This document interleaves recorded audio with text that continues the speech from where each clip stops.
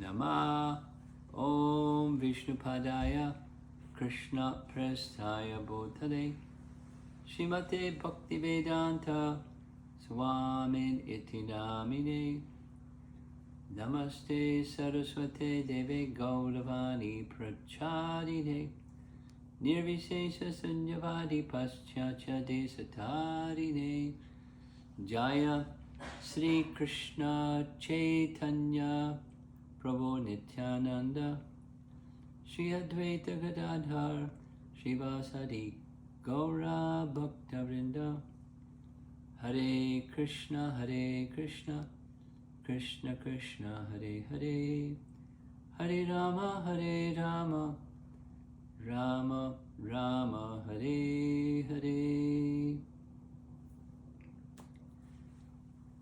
Sorry I couldn't be with all of you for your 24-hour Kirtan program, but duties are calling me in multiple directions, and my phrase these days is I'm only so elastic. I can only stretch as much as I can stretch, and then it's too much.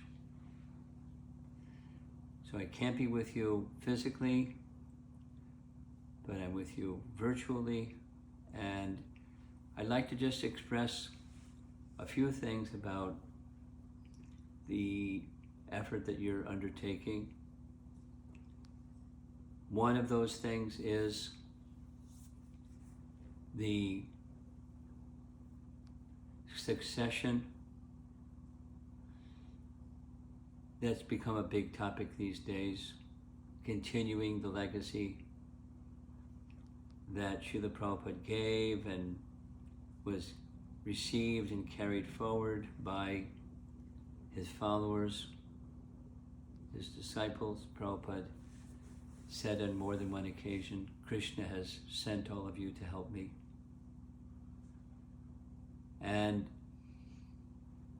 the departure of some of those leading personalities in ISKCON has brought to the notice of the leaders of ISKCON the importance of succession or carrying forward the legacy. My understanding is many of you may have attended the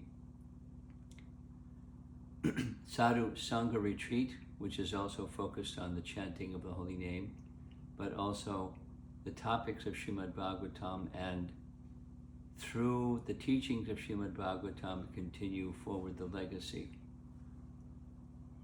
of ISKCON. Because the legacy of ISKCON is the teachings of Lord Chaitanya. And the teachings of Lord Chaitanya are the teachings of Srimad Bhagavatam, or the teachings of Srimad Bhagavatam are the teachings of Lord Chaitanya. And along with the teachings is the Sankirtan movement. There's a very nice story, a history, an event that took place where Akinchana Das Babaji, some of you may know him by name, disciple of Bhakti Siddhanta, one of the only that I'm aware of at least, formal Babaji disciples of Bhakti Siddhanta, because he was not at all keen on Babajis, he was keen on preachers. But he gave special acknowledgement to Akinchana Das Babaji, because Akinchana Das Babaji had real, genuine hankering and taste for the chanting of Krishna's holy name. He had philosophy, but his main service was chanting, japa and kirtan. There was an event where Akinchana Das Babaji was seated in the middle, and on either side of him, Srila Prabhupada on one side, Ban Maharaj, another disciple of Bhakti Siddhanta on the other side, all three godbrothers sitting, enjoying as Bengalis know how to enjoy with one another's association. Laughing and joking and having transcendental happiness together. So the narration that I heard more than once was Akinchana Das Babaji raised a question to both of them on either side of him, both of you were gifted with the ability to write. Both of you were gifted with an astute grasp of the philosophy. Both of you were given an assignment by our Guru Maharaj to take the teachings of Lord Chaitanya to the English-speaking parts of the world. And one of you was successful, and the other was not. Why? And they laughed and giving appreciation to one another. And then Kanchanadas Babaji gave the answer that he had confidence in. The difference between the two of you is that Bhaktivedanta Swami had full faith in the chanting of the holy name. He didn't say, and you didn't, but the inference is the special gift of our founder Acharya, along with his ability to write and publish and distribute and expand the movement in that way without any personal financial resources, just his writings and the distribution of his writings, which are the teachings of Lord Chaitanya. But it's his indomitable faith in the chanting of the holy name. Now, the history of ISKCON has changed. A little sharing of history with you. Once upon a time, I was a new devotee, and it was a principle, firm principle, regardless of anyone's service, pujari, cook, BBT people. There wasn't BBT then, it was ISKCON Press. Everyone go on Sankirtan for an hour every day. And along with the chanting of the holy name on Sankirtan was half-hour chanting, half-hour of distributing Back to Godhead magazine, the backbone of the Hare Krishna movement, and invitations to the temple, but it was chanting and chanting and chanting and chanting and chanting. And you're taking up that legacy.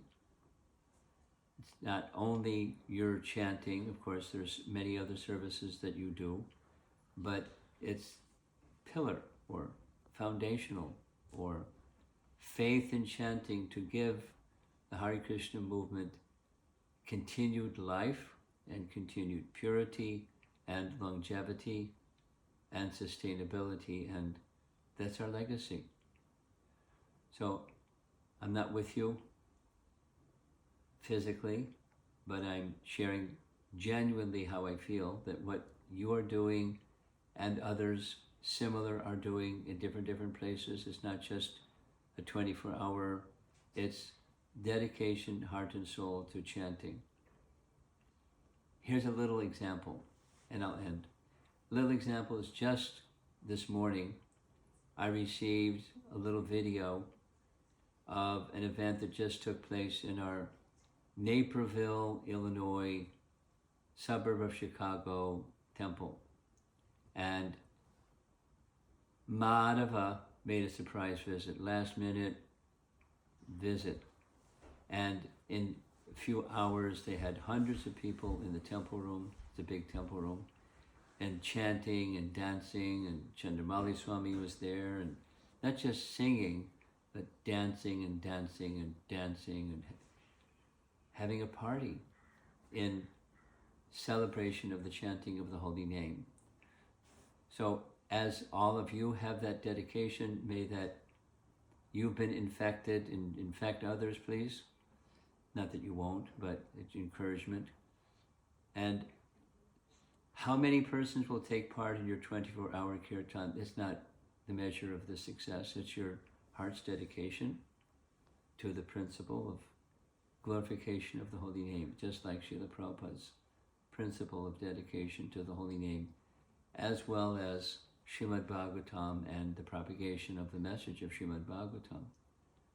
So all power to you, and keep the inspiration and the legacy of the Hare Krishna movement going forward in time. I wish you well. Thank you very much for the opportunity to address you. Hare Krishna.